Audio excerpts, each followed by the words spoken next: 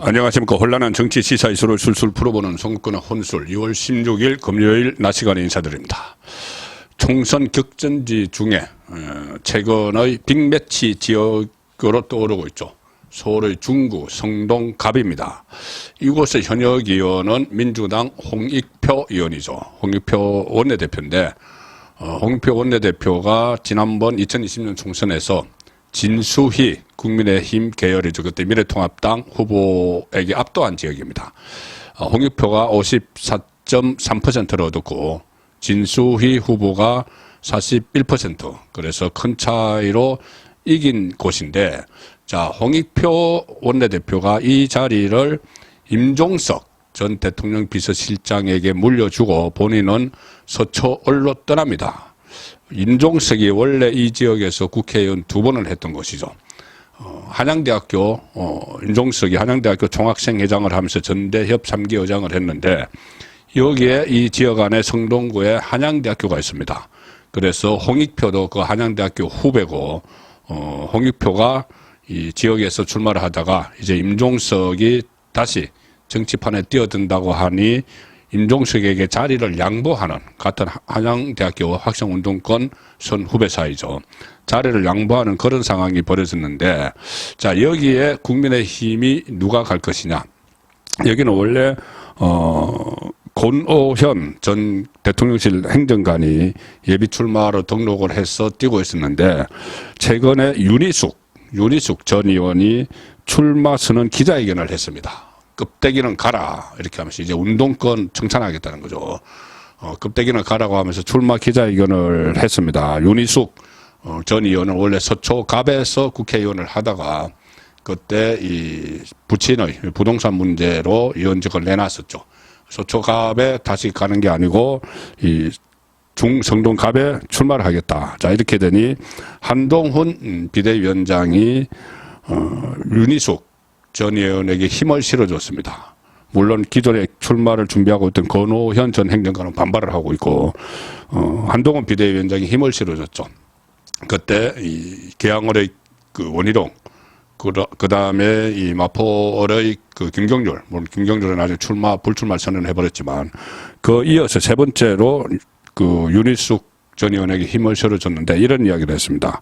거기 중성동갑에 이 홍익표가 나오는 것을, 그 홍익표 대신 임종석이 나오는 것을 전제로 해서 임종석, 윤희숙, 임종석 중에 누가 더 우리 경제를 살리는데 책임자인가?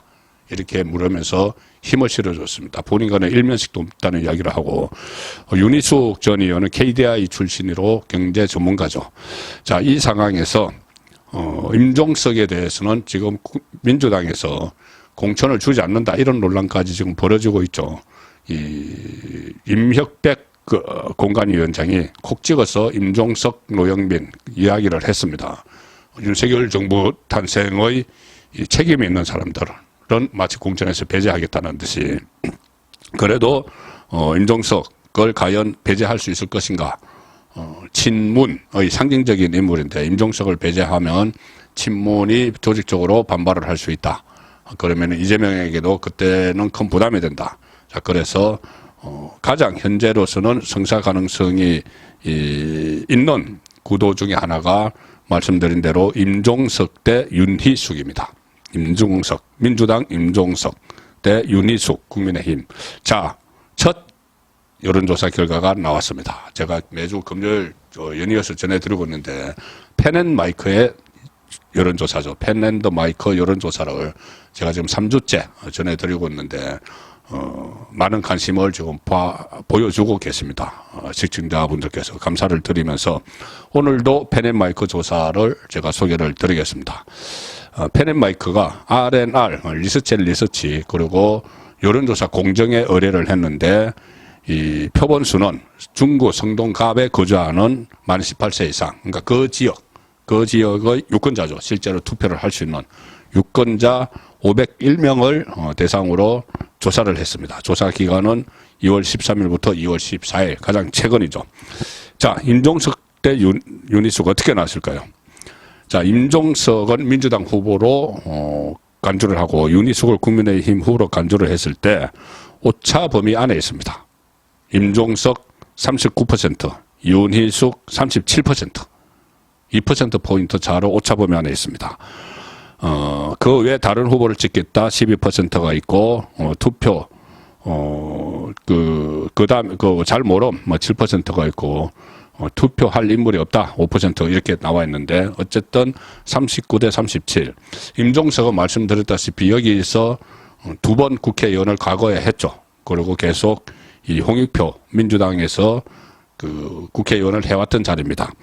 특히 이 같은 조사에서 펜앤마이크 조사에서 이 지역 중구 성동갑의 정당 지지율 조사는 민주당이 41%, 국민의힘이 35%로 민주당이 상당히 앞서가고 있습니다. 그런데도 윤희숙 의원이 여기에 원래 서초에 있다가 여기에 출마 선언한 지 얼마 안 되는데 그 37%를 얻었다는 것은 상당히 선전을 하고 있다 이렇게 봐야 되겠죠. 그러니까 본인의 개인기 경쟁력이 중성동갑 민주당이 계속 당선되어 온 이 지역에서 어느 정도 먹히고 있다. 이렇게 지금 그 정당 지지율보다도 국민의힘 지지율보다도 처음 갔는데 그것보다도 높게 나오고 임종석과도 근소한 차이를 보이면서 오차범위 안에 들어갔기 때문에 자 그렇게 볼 수가 있죠. 자, 그 다음에 이 임종석이 공천을 못 받을 경우를 가상해서 또 펜앤마이크는 3자 대결을 했습니다. 임종석 대신 민주당 누가 공천을 받느냐. 박양숙 민주당에 지금 공천 신청을 해놓은 인물이죠. 학생운동권 출신이고 서울시의원을 재선을 한 박양숙 후보를 그러면은 민주당 공천을 받을 경우 그래도 임종석은 이 지역에서 계속해왔기 때문에 무소속을 출마를 할 수가 있죠. 그러면 3자 대결이 됩니다. 무소속 임종석, 국민의힘 윤희숙, 민주당 박양숙. 자, 이 3자 대결은 어떻게 나왔을까요?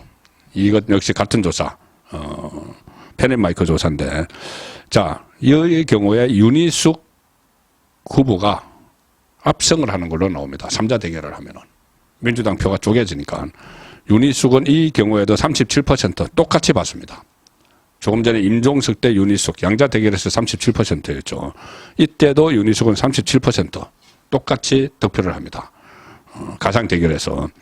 그 다음에 2위는 박양숙 민주당 후보가 28%를 차지를 하고 임종석은 무소속으로 나왔을 경우에 14%밖에 못 받습니다. 민주당 후보면은 거의 40% 가까이 받았는데 무소속으로 나오면 14%에 그친다. 그래서 3자 대결 구도가 되면은 윤희숙에게 더 성산이 더 높아진다. 윤희숙의 성산이 더 높아진다. 자, 이런 조사 결과가 나왔습니다. 물론 국민의힘에서 윤희숙 그 후보로 확정된 것은 아니죠.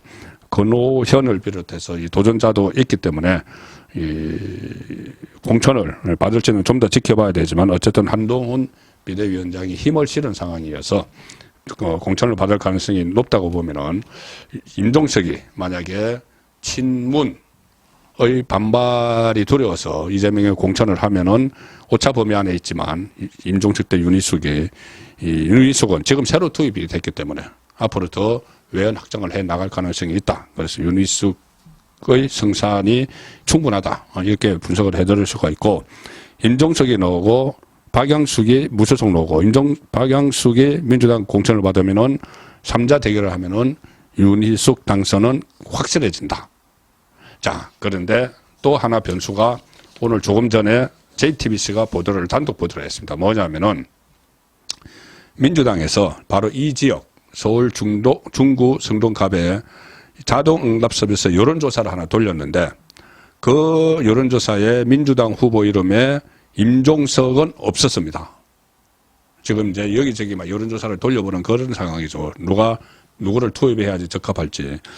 여기서 임종석 또 제가 조금 전에 말씀드린 박양숙 대신 이름을 올린 사람은 민주당 후보, 가상 민주당 후보로 그 영입 이제 이렇게 그 발표를 한 사람이죠. 공영훈 전 현대자동차 사장을 올리고 또 다른 사람 차지호 카이스트 교수 2022년 선대위 영입인사죠. 이 사람들을 투입을 하는 방안도 올렸는데 세 번째 올린 사람은 임종석 대신 올린 사람은 추미애입니다. 추미애 전 민주당 대표, 전 법무부 장관.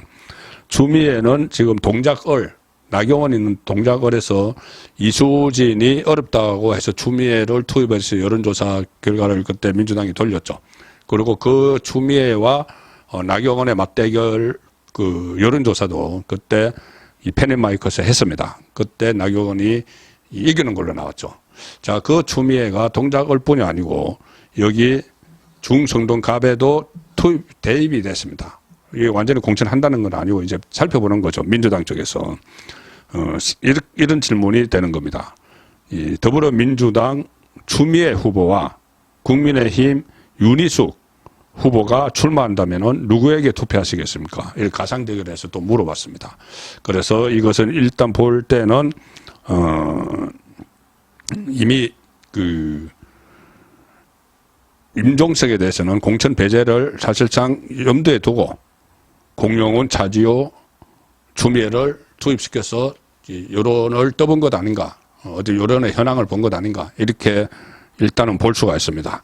그렇지만 여전히 막판에 이 임종석이 여기 출마할 가능성도 상당히 아직은 상당히 높다. 왜 그러냐면 임종석을 이렇게 쳐내면은 이 친문의 조직적 반발로 총선 앞두고 상당히 내홍을 겪을 것이기 때문에 이재명도 지금 열심히 주판화를 굴리지만 결국 임종석을 투입할 가능성이 있다.